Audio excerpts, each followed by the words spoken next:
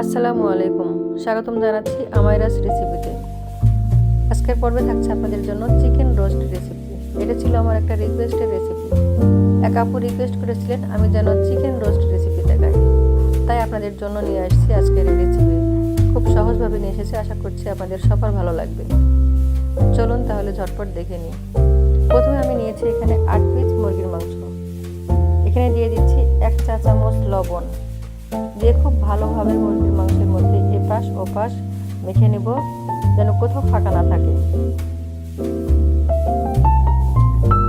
আমার লবণটা মাখানো হয়ে গেলে আমি রেখে দিব 10 মিনিট রেস্টে, যেন লবণটা খুব ভালোভাবে প্রবেশ করে। আজকের রোস্টটা আমি করব রাঁধুনি রেডি মিক্স রোস্টের মশলা দিয়ে। প্রথমে মশলাটা একটা বাটিতে ঢেলে নিচ্ছি, নিয়ে অ্যাড করছি কিছু পানি। পানিটা দিয়ে একটা পেস্ট তৈরি করে নিচ্ছি। অবশ্যই আপনারা পেস্ট তৈরি করে নেবেন। গোটা মশলা দিলে, সরাসরি মশলা যদি আপনারা রান্নায় ব্যবহার করেন তাহলে দলা পেকে থাকে। পেস্ট তৈরি করলে রান্নাটা সুবিধা হয়, তাই আপনাদেরকে বলবো আপনারা পেস্ট তৈরি করে নেবেন। এখানে আমি 1 কাপ গরম পানিতে আমি 1/3 কাপ গুঁড়ো দুধ গুলিয়ে রেখেছি। এরপর যে পেস্ট করে রেখেছি সেই মশলার সঙ্গে আমি ফেটানো 1/2 কাপ টক দই দিয়ে দিচ্ছি। টক দইটা দিয়ে আমি খুব ভালোভাবে মিশিয়ে নেব মশলার সঙ্গে, যেন কোথাও দলা পেকে না থাকে।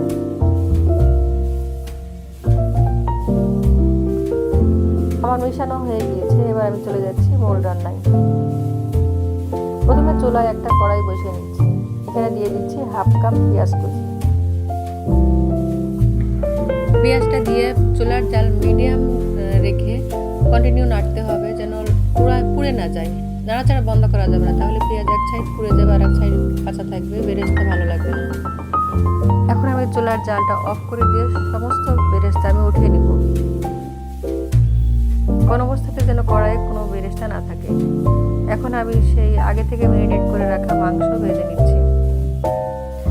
এই অবস্থায় চুলার জাল অবশ্যই মিডিয়ামে রাখতে হবে। ধীরে জাল দিয়ে ভাজবে না, তাহলে মুরগির মাংস থেকে পানি ছেড়ে দেবে আর মুরগির মাংসটা ড্রাই লাগবে। আমি কড়াইটা চেঞ্জ করে দিয়েছি, কারণ আমার কড়াইটা ছোট হয়ে গিয়েছিল ভাজার জন্য। ঠিক এরকম যখন কালার চলে আসবে গোল্ডেন ব্রাউন, সে অবস্থায় মুরগির মাংসটা আমি কড়াই থেকে তুলে নিব। অবশ্যই এর থেকে বেশি ভাজা যাবে না, তাহলে মুরগির মাংস খেতে ড্রাই লাগবে, ভিতরে জুসিনেস ভাবটা থাকবে না। এবার আমি আবারও কড়াই দিয়ে দিচ্ছি। এখানে 1/3 কাপ তেল দিচ্ছি। আমি বেরেস্তা ভাজা তেলটাও এর সঙ্গে দিয়ে দিয়েছি। এখন অ্যাড করছি আমি পেঁয়াজ বাটা। এখানে আমি 1/2 কাপ পেঁয়াজ বাটা দিয়েছি। পেঁয়াজ বাটা দিয়ে আমি 2-3 মিনিট কষিয়ে নিচ্ছি তেলের সঙ্গে। 2-3 মিনিট কষানো হয়ে গেলে আমি 1 চামচ ভর্তি করে, এটা 1 টেবিল চামচ ভরে আমি আদা রসুন পেস্ট দিয়েছি, যেন একটা স্ট্রং ফ্লেভার থাকে। আমি কোনো গোটা মশলা ব্যবহার করব না, কারণ আমি যে রেডি মিক্স মশলা ব্যবহার করছি এর সঙ্গে সব কিছু মশলা দেওয়া থাকে, তাই আমি কোনো রকম মশলা ব্যবহার করব না। শুধুমাত্র আদা রসুন দিয়েছি জাস্ট একটা স্ট্রং ফ্লেভারের জন্য, যেটা আপনারা চাইলে বাদ দিতে পারেন।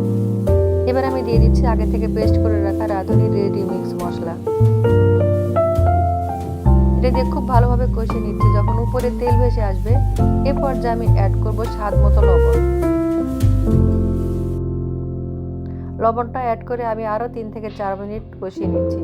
যখন উপরে খুব ভালোভাবে কষানো হয়ে যাবে এবং উপরে তেল চলে আসবে, ঠিক সেই পর্যায়ে আমি অ্যাড করব ভেজে রাখা মুরগির মাংস।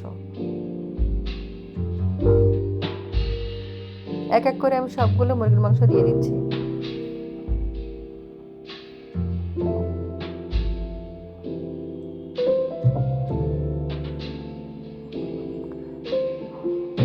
সবগুলো মুরগির মাংস দেওয়া হয়ে গেলে মশলার সঙ্গে খুব ভালোভাবে মিশিয়ে নেবেন। 7 থেকে 8 মিনিট কষিয়ে নিতে হবে। মাংসটা আপনি মশলার সঙ্গে যত কষাবেন খেতে ততই ভালো লাগবে। আমি 7 থেকে 8 মিনিট কষিয়ে নিব। আপনি যদি মন দিয়ে যে কোনো রান্না করেন তাহলে খেতে অবশ্যই মজা হবে সেটা। 7 থেকে 8 মিনিট কষানোর পর তেল যখন ঠিক উপরে ভেসে আসবে, তার মানে আমাদের কষানো হয়ে গিয়েছে।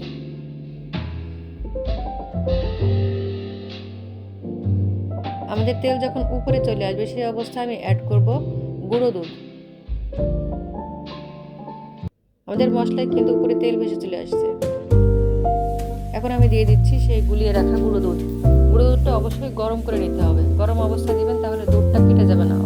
অনেকে কমেন্ট করেন দুধটা যখন অ্যাড করা হয় তখন দুধটা কেটে যায়। যদি গরম দুধ এখানে অ্যাড করেন তাহলে কাটার কোনো সম্ভাবনা থাকবে না।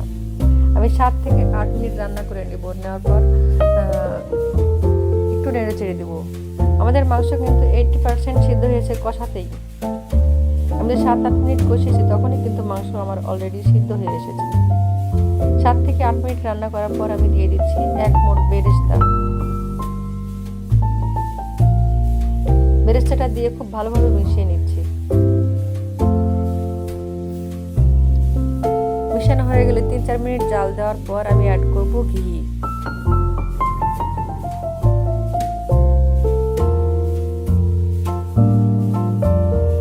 আমি এখানে ঘি অ্যাড করব প্রায় 2 টেবিল চামচ।